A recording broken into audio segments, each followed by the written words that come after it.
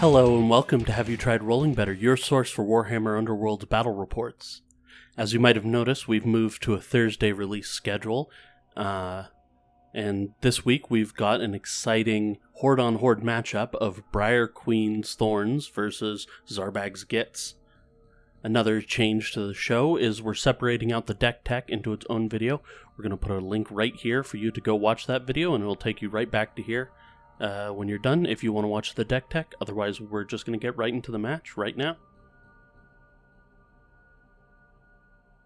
So, starting off, I select the Penitent Throne, and my opponent selects the Shattered Refractor. He wins the roll-off and elects to deploy first. Due to the special nature of how squigs are placed, he actually only technically places 7 fighters, so by going first, he will get the bonus crit for the first round.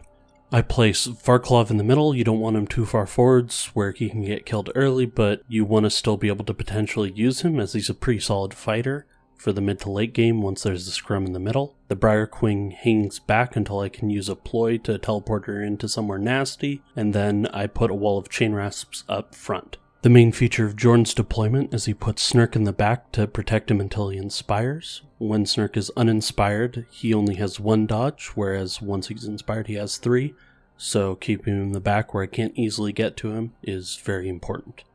Jordan wins the roll-off and elects to go first. He likes to move up Snurk, just get him inspired right off the bat. That way he goes from his 1 dodge to his 3 dodge and is much more difficult to deal with.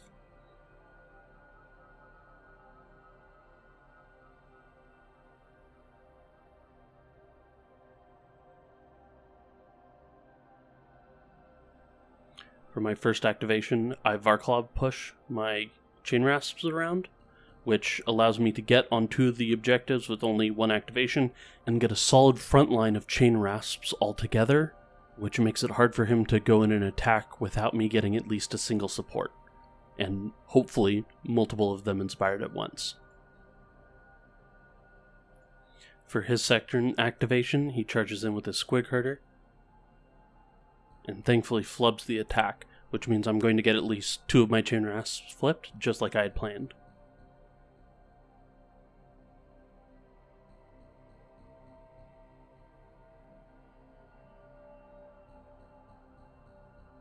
I decide now's the time to get my stuff more in, so I use Quick Advance to push up Varklov and get it so that all 3 of my chain rasps are in base to base with his Squig Herder, which scores me Death Sentence, which requires 3 of my fighters to be next to the same enemy fighter.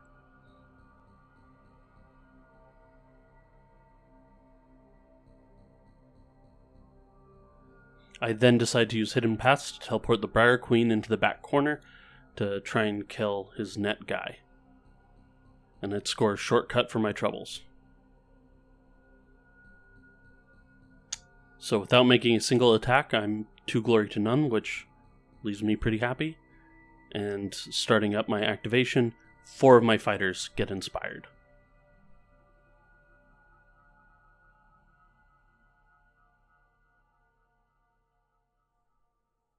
After some deliberation, I decide to attack with the Briar Queen.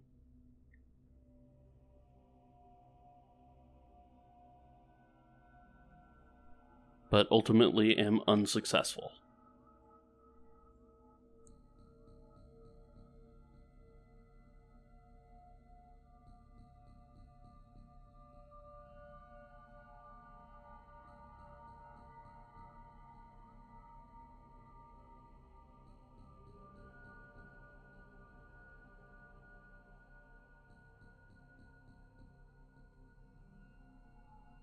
Jordan elects to scatter with Snurk and ends up only getting 1 hex closer to my fighters, thankfully not doing any damage to himself or either of his squigs.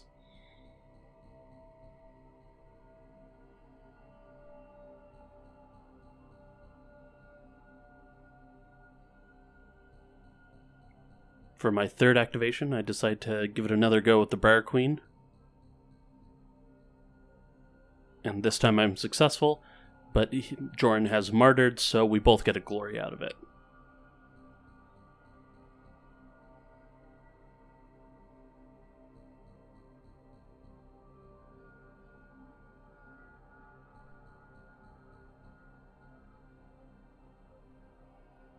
After some deliberation for his fourth and final action, Jordan goes on guard.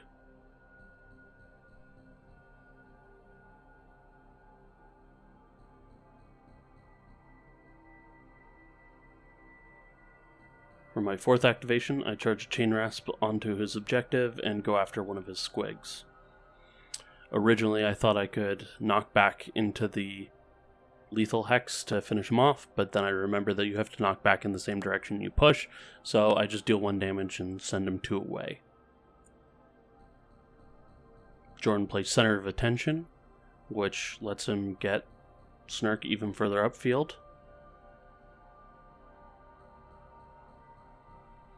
And then he equips Quickening Greaves to push Snurk even further into base to base. He scores Master of War and keep them guessing. I score nothing, but I put out Inescapable Vengeance and Ethereal Shield on the Briar Queen.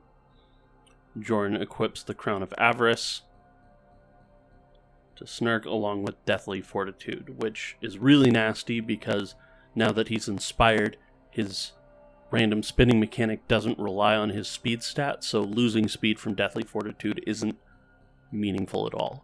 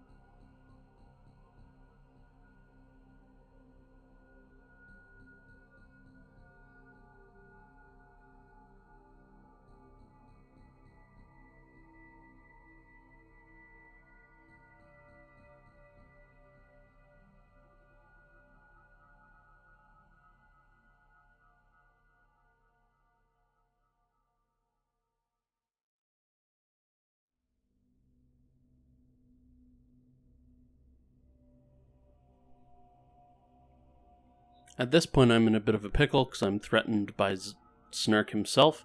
He's got a really good odds of killing 1 to 2 Chain Rasps if he gets to spin. So at this point, I'm trying to figure out how to get all my pieces away from him while still getting good value out of it. And so ultimately, I charge in on one of his squigs with my most threatened Chain Rasp. He attempts to last chance it, but the squig dies anyways.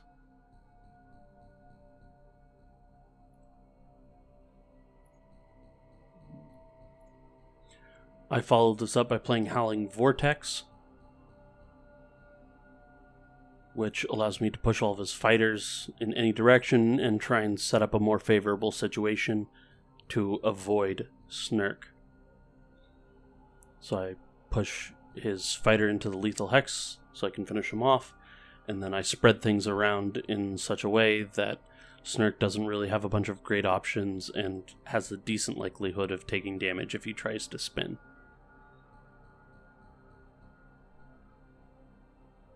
After some deliberation, I changed the direction on how I push his final archer. He follows up by using Distraction and separates the boards along with it to put more threat with Snurk out. I follow up with Drifting Advance, which is a really powerful card. It has a slight difference from Varclaw Push in that you have to move towards the closest fighter, so I'm unable to move towards the archer with the way I set it up. So I move the Everhanged into that back line, and the other Chain Rasp goes onto the objective, getting them both further away from Snurk. The Headless Chain Rasp unfortunately can't move at all because he's 1 distance away from the Squig Herder, and there's nowhere he can move where he ends up closer to him than how he is currently. I play Sudden Appearance to teleport him onto an empty hex on the other side of the board, and Jorn equips Acrobatic, making Snurk an even tougher nut to crack. Jorn decides to charge him with Netboy, going through the lethal hex to score him Calculated Risk. He is unsuccessful, and I use Maddening Cackle to de-inspire Netboy. And then he follows up with playing Invisible Walls, which is a very obnoxious card because it limits my movement to 1 for this. So I move Nearly Headless Nick onto the objective and attack his archer, finishing him off by pushing him into the lethal hex.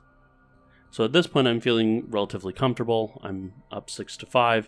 I'm holding 4 of the 5 objectives right now, and Snurk has a hard time getting on anybody, but Jordan decides to spin and has some not so great luck and just kind of pushes himself 1 hex towards the center.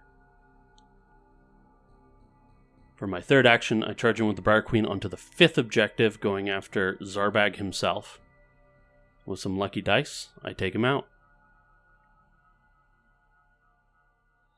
Jordan decides to spin again and ambles around aimlessly. This is one of the downsides of Snurk. He's very powerful and very hard to kill, but sometimes you just get wacky dice and he ends up near a wall. I follow up with charging with my Chain Rasp. He rolls a crit for defense, but that's not enough to stop me, and I take out his fighter.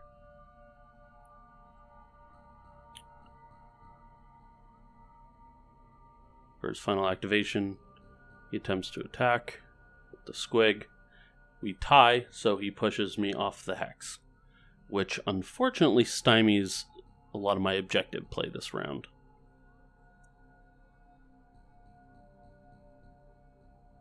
So I score Tactical Supremacy 1 through 2. Jordan scores nothing, but he puts down a Destiny to meet on Snurk, which is pretty reliable considering he's 4 dodge, 5 health right now. And I don't really have any auto damage ploys in this deck.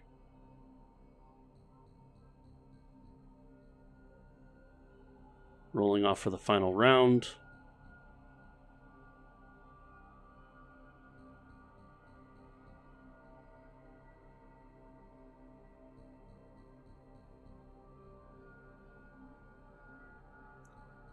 I win the roll-off and decide to go first and take out his last squig with a charge from the Everhanged.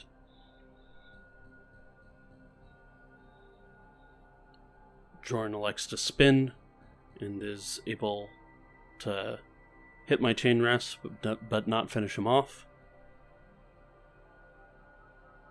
I equip the Briar Queen with Driven by Hatred. He puts Spectral Armor on Snurk, completing the Voltron and putting him at 5 dodge, which is a pretty difficult defensive stat to get through. We realized that Snurk had Quickening Greaves, and so he should have moved 1 further, and we fixed that, so he ended up killing that Chain Rasp and scoring Obliterated, which puts him only 1 glory behind me. This puts him also closer to the Briar Queen, which is all part of the plan, and she decides to charge in. Now, this is a bit of a ballsy move, but I figured why the heck not. Unfortunately, I fail. I get to reroll, or I get to go again with Endless Malice. This time I don't get the bonus die from my equipment. Still fails. I equip her with the Fated Blade just to trigger Ready for Action, but that also fails.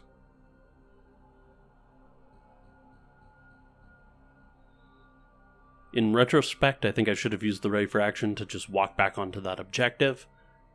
Snurk has limited mobility and it was going to be hard for him to come after me.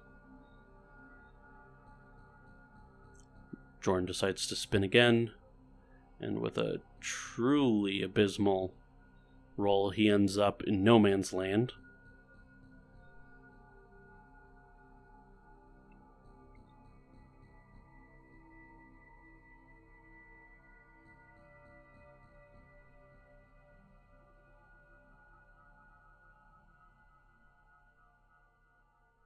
For my third activation, I discard an objective and draw a new one. Jordan decides to spin again, trying to go after the Briar Queen. And with a little bit of luck, he's able to finish her off. We make a bit of a mistake here, and we have her take damage from the lethal hex, because our brains were just off. but in the next spin he would have killed her anyways, and I didn't have any movement tricks to deal with her, so the game kind of ending up the exact same way. For my fourth and final action, I just cycle objectives again, and he goes to spin again, and is able to finish off the Briar Queen this time.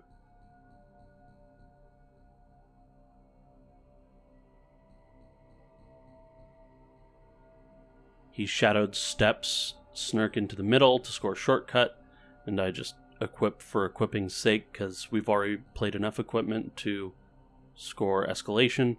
I score Tactical Genius 1-3 and Tax Supremacy 2-5 to go up to 15. And between victory after victory, escalation, a destiny to meet, and his key, Jorn ends up with 18 glory.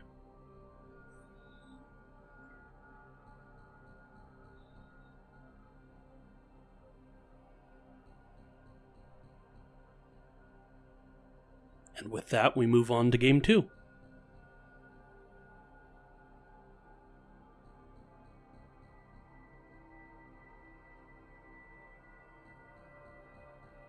And so here, coming into Game 2, you're going to notice a couple of errors. Firstly, Jorn is now on the left and I'm on the right. And secondly, Jorn's playing the same board twice with Shattered Refractor. And I'm playing Soul Refractor.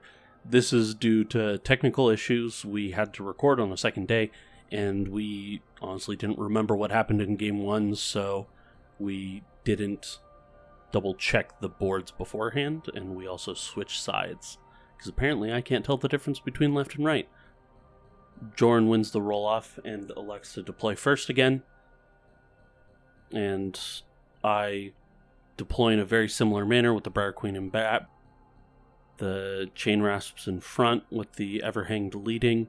And Varklov in the middle, where he isn't in immediate danger, but he can always switch into attack mode if need be.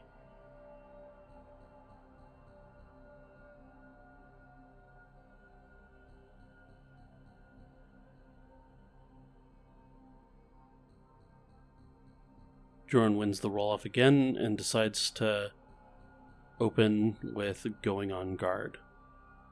I play a Hidden Pass to go for the most aggressive play and put the Briar Queen right on Snurk from the get-go.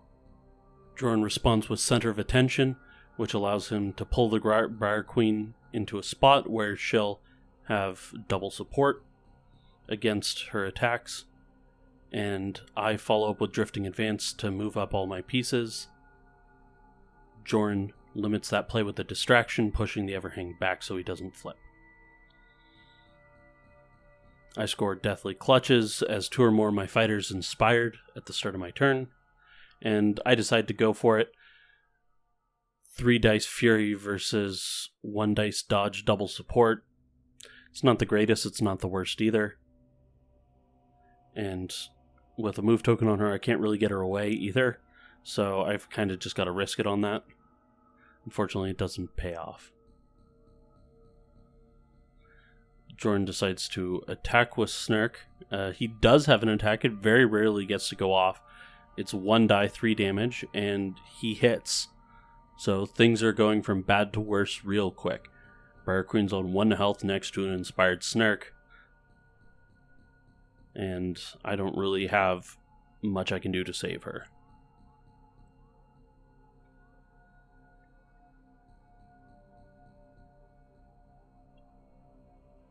I equip the Inspired Chain Rasp with the Shade Glass Dagger. For my second activation, I send him in trying to kill Zarbag. He uses Countercharge to pull in one of his archers for support, which ultimately saves him.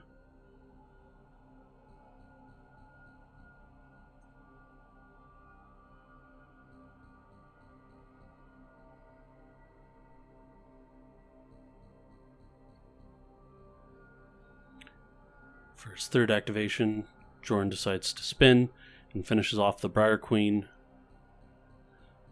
but unfortunately wall bashes himself in the process, and Snurk is down to 2 health. He gets a glory for killing me, and has nothing to score off of that. For my third activation, I charge in with the Everhang, trying to kill Netboy. And I'm successful.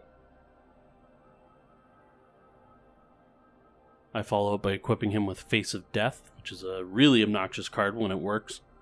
You have a 50-50 shot of making attackers adjacent to you, they don't have to be attacking you, lose a die on the attack. So he's in a bit of a position where he's trying to get Zarbag to make a good attack on the Chain Rasp on the objective, but because of the Everhang there, he doesn't really have a good way to not potentially lose a die in the process.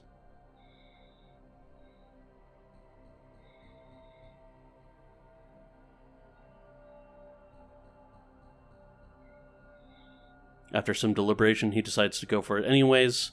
I successfully reduce his dice pool and evade the attack.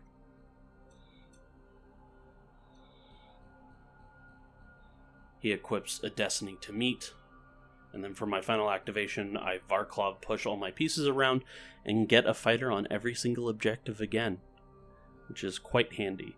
He scores Escalation and Well Guarded, and I score Tactical Supremacy 1-2 and 2-5. And the Everhanged Inspires. So despite losing the Briar Queen early, I'm feeling pretty decent at the end of round 1. I'm up by 2 glory, and I'm in a decent position to try and take out Zarbag in a leader trade. And so hopefully I'll be able to turn this around.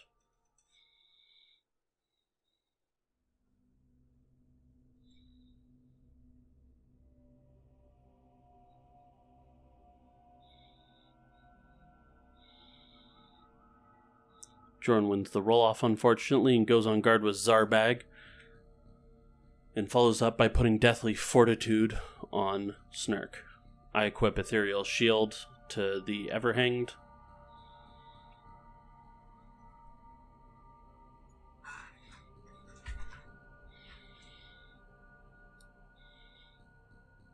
And then after some deliberation, I play Spectral Touch to try and go in on Zarbag anyways. He uses Invisible Walls, thinking I'm going to try and go after some other piece. But with a crit, I do enough damage to kill Zarbag, which means I discard the Shade Glass Dagger finally and score myself a glory. I pass on objectives, and he decides to charge in with a Squig Herder to get revenge. I fail, and my Chain Rasp dies.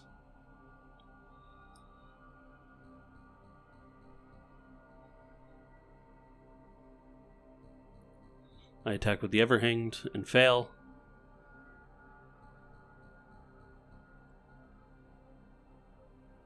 And then Jorn makes a series of plays where he attempts to move up.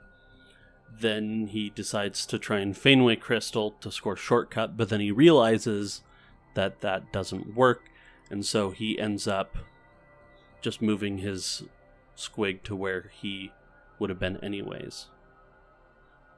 So we just let him roll it back. Unfortunately, he gave me some bonus information that he has a Fenway Crystal in hand, but c'est la vie.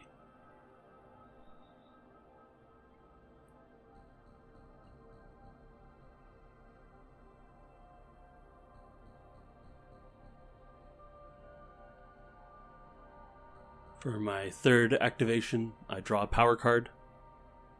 For Jorn's fourth, he decides to spin and gets right up next to the Everhanged.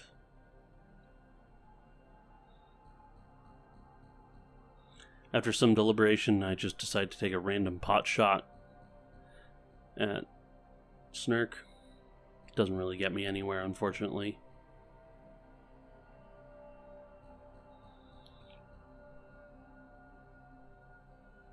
Jordan discards Blinding Flash just for the hell of it. And then he scores Master of War, and I score Tactical Genius 1-3, and the gap grows from a couple glory up to 4. I'm feeling pretty down on board, but he doesn't really have access to any of my pieces outside of the Everhanged, and I'm up on glory, so if I'm able to maintain this, I feel pretty good. I equip a Destiny to meet, so I'm effectively 11 glory at this point. He equips Fainaway Crystal and Faded Blade. And then, after winning the roll-off, he decides to spin on the Everhanged.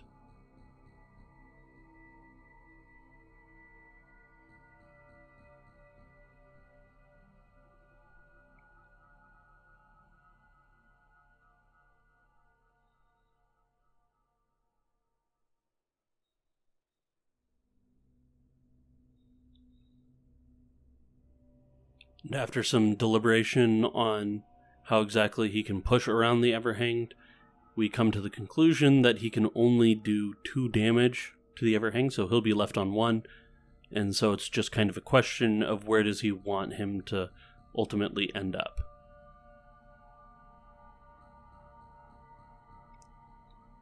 He decides to push me into the lethal hex, leaving me on 1 there, and himself on the objective, and he puts spectral armor down.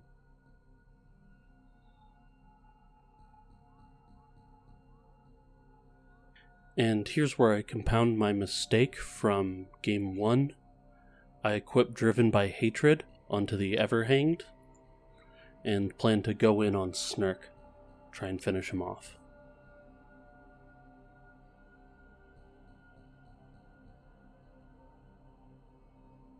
Jorn plays Flickering Step to attempt to push Snark out of range, but after only getting a single crit, he realizes he can't stop me from getting onto him, and he decides to stay on the objective. He equips Crown of Avarice so that I don't get too much out of actually killing him, but I still go in. My attack fails. I follow up by equipping the Everhanged with Chill Touch, which gives me ignoring dodges and ready for action off of that. I fail again. For a second activation, he spins and is able to kill the Everhanged. After some positioning deliberation, he ends up off of the objective.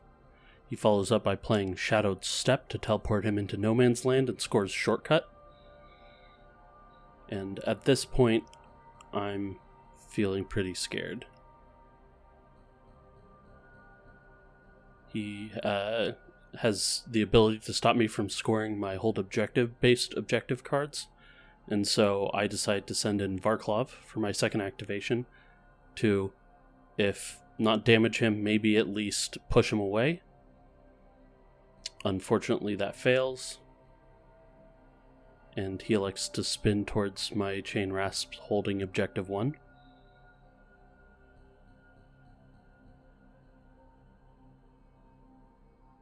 He's able to push me off, but he takes a damage for bumping into a wall. For my third activation, I decide to attack with the Chain Rasp, and I deliberate between whether using his innate weapon or the Fated Blade. His innate weapon is slightly more likely to succeed just because raw dice is the most important thing, and I decide to go for that.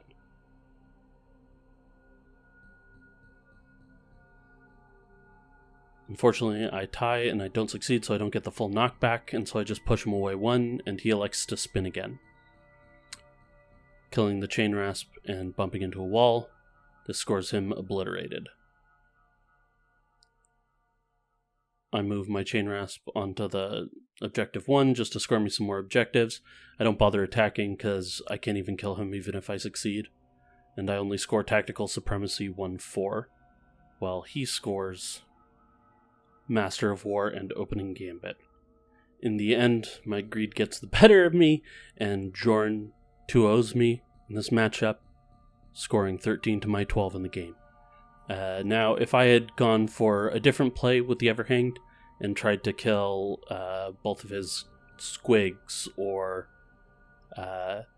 maybe the squig handler and one of the goblins instead with the Everhanged, it would have made it harder for him to use Snark effectively, and it would have drawn his attention away from my objective holding chain rasps, and I probably could have scored a lot higher. But sometimes you just tunnel in on the juicy target and forget about what the right move is. And so with that disappointing 0-2 defeat, we're going to call it for this week. Let us know in the comments what you thought about our format change with separating out the Dech Techs as we continue to iterate. See you next week.